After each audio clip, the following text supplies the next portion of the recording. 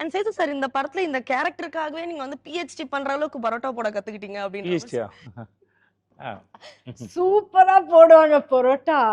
ஆமாமா. பரோட்டா தெரியல. இல்ல இல்ல ஆனா பரோட்டா 2 மாசம் என் ஆஃபீஸில் வந்து பக்கத்தில் ஹோட்டலில் இருந்து இது வர வச்சு அந்த பரோட்டா செட்டப்பில் கிச்சன்லாம் வர வச்சு. அண்ட் அவங்க அந்த கல்லெல்லாம் அங்கேயே இருந்ததுல செட்ல, அங்கேயே எனக்கு குக் பண்ணி எல்லாம் கொடுப்பாங்க. ஐயோ அதை கேட்க வந்தேன், யாருக்காவது பரோட்டா போட்டு கொடுத்தீங்களா? நிறைய பேருக்கு எல்லாருக்கும் இல்ல நம்ம டீம்ல எல்லாருமே ஃபேன்ஸ் அவருக்கு. எனக்கு விதவிதமாக ட்ரை பண்ணுவோம்.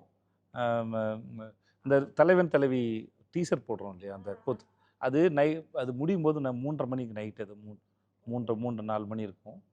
அது வந்து ரொம்ப ஒரு எடுத்துடும் போது என்னென்னா, நான் 5-6 கட்டு எடுக்கும்போது என்னென்னா, நிறையா ஒரு 15-20 பரோட்டா போட்டுட்டு கொத்திக்கிட்டே இருக்கிறோம். சால்னா ஊற்றுவோம், கொத்துறோம். ஏன்னா வேறு ஷார்ட் எடுக்கும்போது அது குழவலும் பொங்கல் மாதிரி ஆயிடுச்சு. நல்லா இருந்தது. நம்ம இன்னும் நிறைய நேரம் இருக்குல்ல.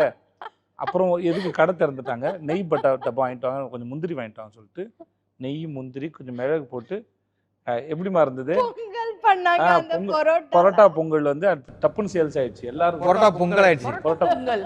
ஆமா, பரோட்டாவே பொங்கல் ஆயிடுச்சு. ஹோட்டல்லே ஒரு புது ரெசிபியா ஆட் பண்ணலாம். ஆமா, அவர் கைவசம் ஒரு தொழில் இருக்கு. அப்புறம் இங்க பண்ணும்போது சார் ஆஃபீஸ்க்கு வரும்போதெல்லாம் வந்து கொத்து பரோட்டா போட்டு கொடுத்துருக்கேன், வரவங்களாம் போட்டு கொடுத்துருக்கேன்.